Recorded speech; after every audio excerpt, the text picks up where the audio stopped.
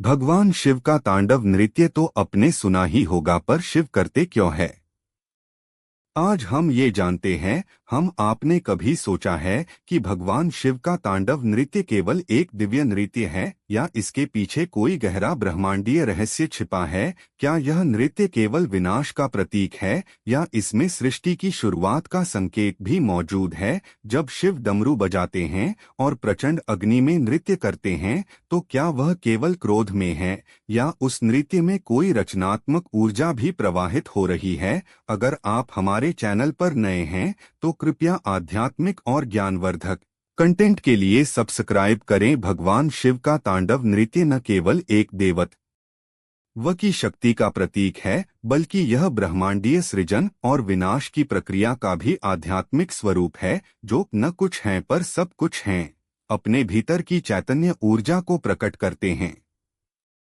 यह नृत्य उनके भीतर की चैतन्य ऊर्जा का प्रकटीकरण है, जो ब्रह्मांड के संचालन, संतुलन और पुनर्निर्माण के लिए आवश्यक है। शिव केवल एक देवता नहीं, बल्कि एक तत्व है। शिव तत्व, यह तत्व वह अनंत ऊर्जा है जो सृष्टि के आरंभ और अंत दोनों में रूप से उपस्थित रहती है। शिव को शून्य और नाद दोनों का स्रोत माना जाता है। शिव का अर्थ ही है वह जो नहीं है लेकिन फिर भी सब कुछ है। यही शून्यता सृजन का बीज है और यही शून्यता समापन का द्वार भी। शिव का अस्तित्व समय, स्थान और पदार्थ से परे है। वह आदि भी हैं और अनंत भी। उनके रौद्र रूप का तांडव नृत्य केवल विनाश नहीं करता, बल्कि उसी नृत्य से पुनः ब्रह्मांड की उत्पत्ति होती है। यह ब्रह्मांडीय नृत्य हमें यह सिखाता है कि हर अंत एक शुरुआत है और हर सृजन अपने भीतर एक संभावित विनाश को भी समेटे होता है।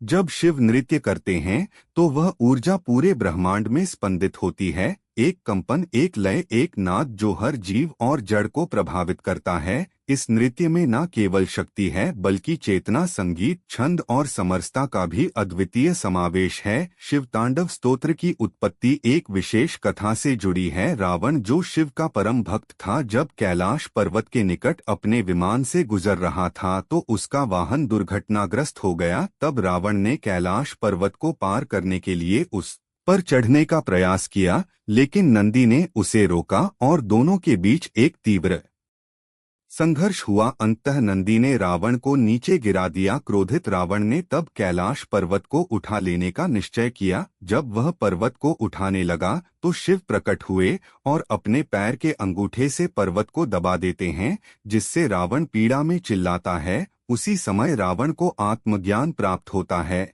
और वह शिव की महिमा का बखान करते हुए इस स्तोत्र की रचना करता है। शिव तांडव स्तोत्र छंदों में रचित है और यह उच्च कोटि की संस्कृत काव्य रचना है। इसकी लय और गति में अपूर्व ऊर्जा है, जिससे न केवल भक्त भाव विभोर होता है, बल्कि ध्यान और ज्ञान अवस्था में प्रवेश भी कर सकता है। शिव तांडव में भगवान शिव के विभिन्न रूपों और अंगों का सूक्ष्म वर्णन मिलता है। इस स्तोत्र में शिव के रूपों का ऐसा वर्णन है जो शरीर, प्रकृति और ब्रह्मांड तीनों को जोड़ता है।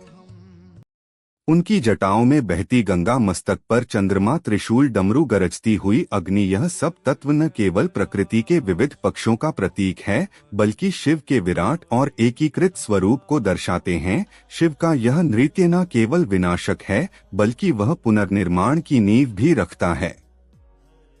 उनके नृत्य की गति और लय में ब्रह्मांड के कंपन की झलक मिलती है, जिससे हर प्राणी और पदार्थ प्रभावित होता है। शिव को सृजन का देव भी माना गया है। हालांकि ब्रह्मा को पारंपरिक रूप से सृष्टिकर्ता कहा जाता है, परंतु शिव के तांडव में वह बीज है जहां से चेतना उत्पन्न होती है, तो ब्रह्मांड की हर लय उनके साथ कंपन करने लगती है।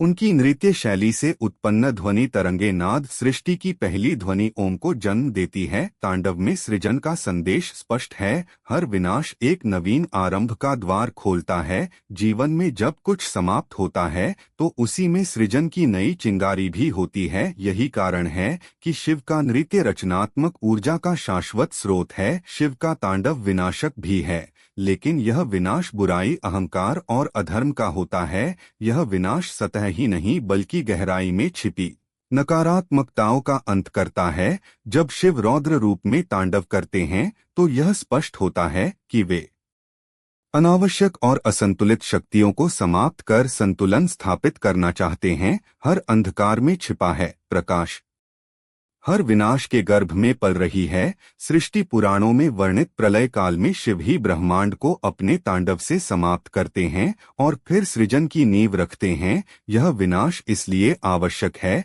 ताकि पुनः नवीनता जन्म ले सके। शिव के तांडव में जीवन, मरण और पुनर्जन्म का रहस्य छिपा है। यह नृत्य इस चक्र का प्रतीक है जहां नाश एक अंत नहीं बल्कि एक नवीन आरंभ की तैयारी है। यह दर्शन जीवन में आने वाली चुनौतियों, विफलताओं और दुखों को एक रूपांतर के रूप में देखने का मार्ग दिखाता है। हर बार जब हम अपने भीतर की नकारात्मकताओं को त्यागते हैं तो शिव हमारे भीतर तांडव करते हैं।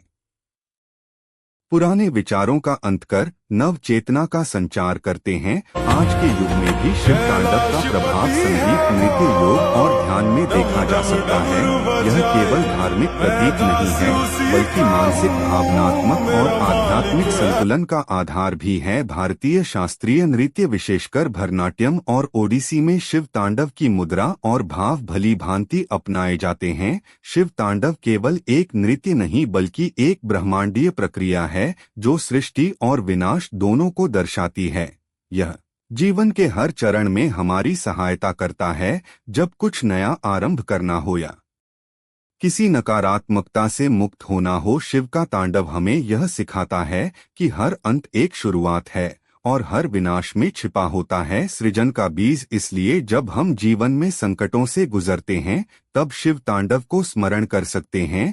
वह ऊर्जा जो हमें संतुलन, शक्ति और आत्मज्ञान देती है, यही शिव का सच्चा तांडव है। ब्रह्मांड की लय में अपने भीतर की लय को ढूंढना। शिव तांडव केवल एक नृत्य नहीं बल्कि एक ब्रह्मांडीय प्रक्रिया है जो सृष्टि और विनाश दोनों को दर्शाती है। यह जीवन के हर चरण में हमारी सहायता करता है। जब कुछ नया आरंभ करना हो या किसी नकारात्मकता से मुक्त होना हो, शिव का तांडव हमें यह सिखाता है। रुद्राक्ष और शिवलिंग। रुद्राक्ष न केवल साधना का माध्यम है बल्कि यह शिव तत्व की ध्वनि ऊर्जा को धारण करता है। इसे धारण करने से व्यक्ति के भीतर एक सूक्ष्म कंपन सक्रिय होता है जो तांडव बीज की तरह कार्य करता है, पुरानी ऊर्जा को तोड़कर नई चेतना का संचार करता है। वहीं शिवलिंग केवल एक मूर्ति नहीं बल्कि ऊर्जा का स्तंभ है। यह ब्रह्मांडीय चेतना और स्थायित्व का केंद्र है। जो भी इसके निकट ध्यान करता है वह उस तांडव की ऊर्जा से जुड़ जाता है जो जीवन में संतुलन, शक्ति और रूपांतरण लाता है। इसलिए जब हम जीवन में संकटों से गुजरते हैं तब शिव तांडव को स्मरण कर सकते हैं। वह ऊर्जा जो हमें संतुलन, शक्ति और आत्मज्ञान देती है, यही शिव का सच्चा तांडव है। ब्रह्मांड की लय में अपने भीतर की लय को ढूंढना। अगर आप चाहे कि हम शिव के रौद्र स्वरूप और उनके दुर्लभ रहस्यों के बारे में भी विस्तार से जानें तो हमें बताएं। अगली कड़ी भाग 2 में हम उन रहस्यों को उजागर करेंगे जो बहुत कम लोग जानते हैं। यदि आप इसके लिए उत्सुक हैं तो कमेंट करें आपको यह वीडियो अगर आपको पसंद आया हो तो कृपया इसे शेयर करें, लाइक करें और हमारे चैनल को सब्सक्राइब करना ना भूलें। आपकी एक सब्सक्रिप्शन हमारे लिए बहुत बड़ा आशीर्वाद है। भगवान शिव आपकी जिंदगी को सुख, शांति और समृद्धि से भर दें। ओम नमः शिवाय।